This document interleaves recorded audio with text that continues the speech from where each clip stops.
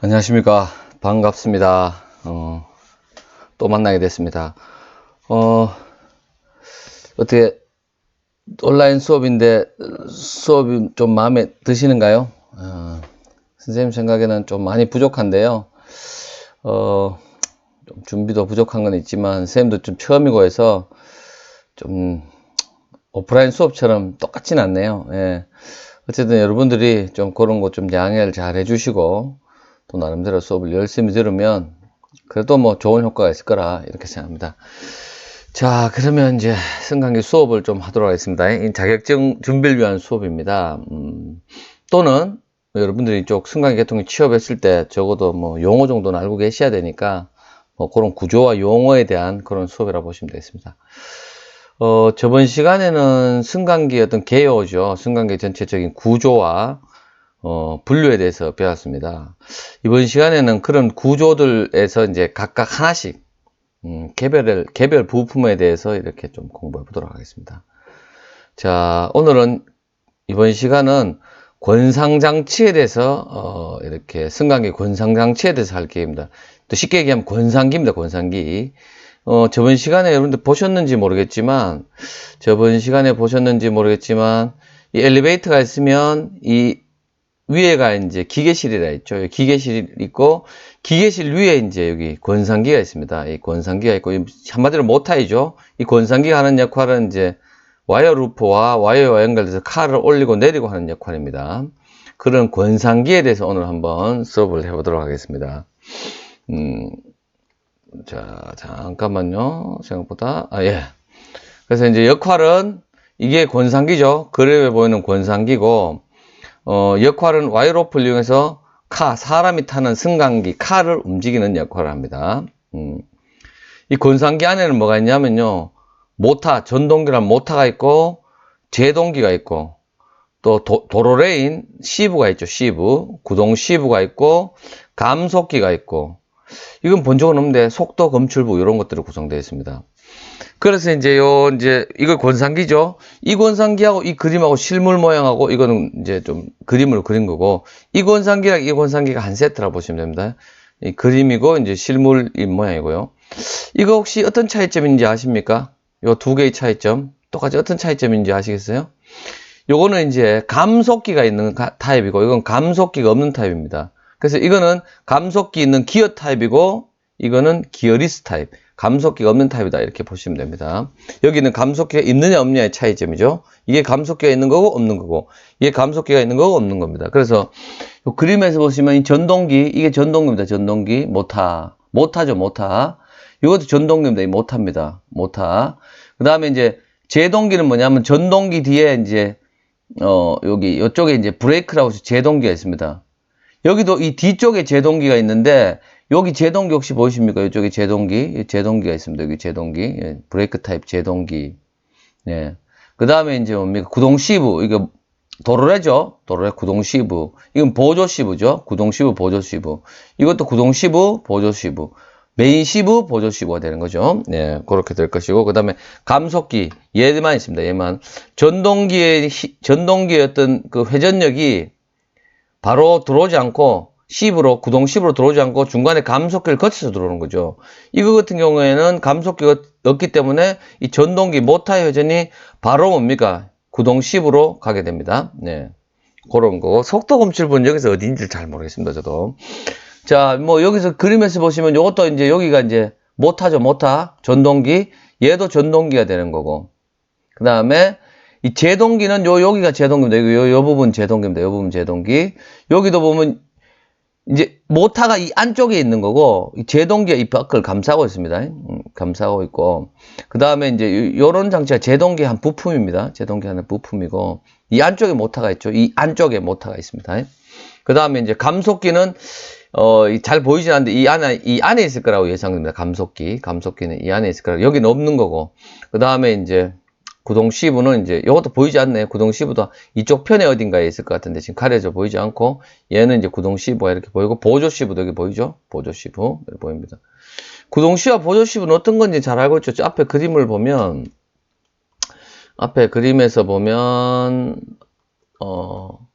이 그림이죠.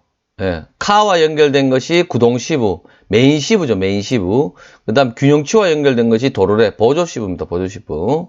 아까 그걸 실물로 여러분들이 보시게 된 겁니다. 네.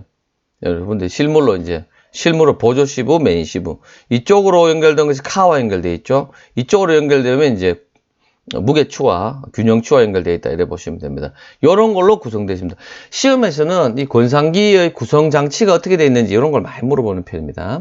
자, 그 다음에 요번에는 이제 그 권상 장치 중에서 이제 전동기에 대해서 모타에 대해서 한번 보도록 하겠습니다. 모타에 대해서 볼 건데, 모타는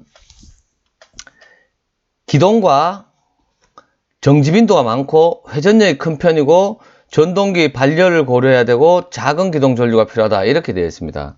이 말은 뭐냐면요, 기동과 빈도가 많다는 얘기는 이제 카가 섰다가 움직였다 섰다 움직였다 많기 때문에 모타가 움직였다 기동을 했다가 정지했다가 움직였다 정지했다 이런 빈도가 굉장히 많습니다.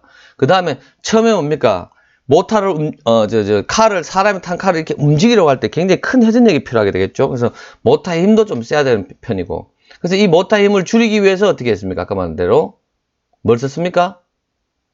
기억이 잘 안 나세요? 여기 보면 감속기를 쓴 겁니다. 예, 감속기를 쓴 거고. 자, 그 다음에 이제 전동기가 이제 힘도 많이 들어가고 하니까 이제 열이 발생할 겁니다. 그 발열도 이제 고려해야 됩니다. 그래서 이제 열이 잘 빠져나가도록 그렇게 해줘야 되고, 그 다음에 작은 전류로 가지고 전기를 적게 먹어야 되죠. 작은 전류로 가지고 이제 움직여야 된다.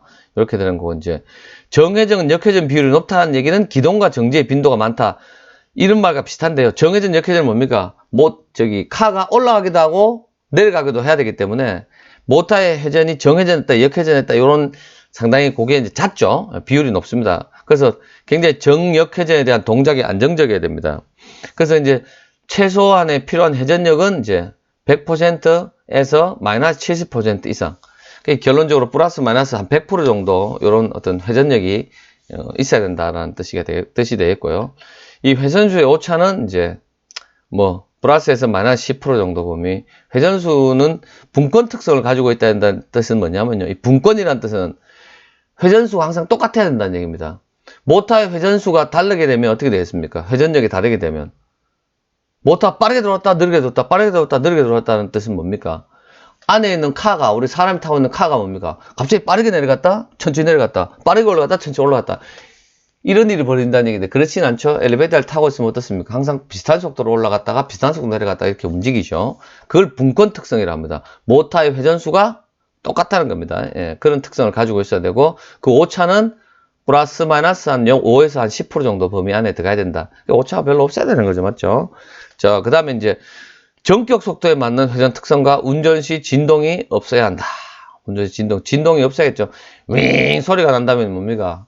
카에 타고 있는 엘리베이터 이용자들 입장에서 굉장히 불안하겠죠. 맞죠? 그런 얘기가 되겠습니다. 그 다음에 이제 이 전동기를 결정할 때, 제가 이제 어떤 엘리베이터에 전동기를 설치합니다. 이렇게 전동기를 설치할 때, 어떤 전동기, 용량을 얼마짜리로 해야 되나? 몇 킬로와트짜리로 해야 되냐? 요걸 결정할 때 이제 요 공식을 써야 되는 거죠. 요거 시험이 잘 나옵니다. 외우셔야 됩니다. 6112 곱하기 효율을 몇 프로 할 것이냐, 효율을 100%로 할 것이냐, 효율을 90%로 할 것이냐. 요거는 이제 단위 환산입니다. 킬로그램 F나 미터 퍼 세컨을 킬로와트로 옮기기 위해서 6110이라는 상수를 쓴 겁니다. 이거는 이제 단위 환산용 상수이고요. 효율은 얼마 할 것이냐, 100%로 하겠다. 예, 100%로 할 것이다. 요렇게 100% 놓고, 예. 그 다음에 뭡니까? 이 카에 태울 수 있는 하중이 얼마냐, 사람을 도대체 얼마나 태울 것이냐, 예. 최대 무게를 얼마 정도 할 것이냐, 곱하기 속도는 얼마로 할 것이냐, 움직일 때 속도를 얼마나 할 거냐, 미터 퍼 세컨. 그 다음에 균형추의 불균형, 균형추와 뭡니까? 사람을 태웠을 때 그 무게의 불균형을 얼마로 할 것이냐. 보통은 거의 불균형이 없어야겠죠. 맞죠? 예. 어쨌든 불균형까지 계산해서 이렇게 계산에 집어넣게 되면 이제 모타를 얼마 정도 와트짜리, 킬로와트짜리 모타를 써야 된다는 것이 나오게 됩니다. 예. 그렇게 해서 이제 뭡니까? 모타의 용량을 계산하게 되는 겁니다. 자, 용량을 너무 크게 올리게 되면 여러분이 잘 보이지 않기 때문에 일단 이거 잠시 끊었다가 다음 2차로 넘어가도록 하겠습니다. 좀 이따 뵙겠습니다.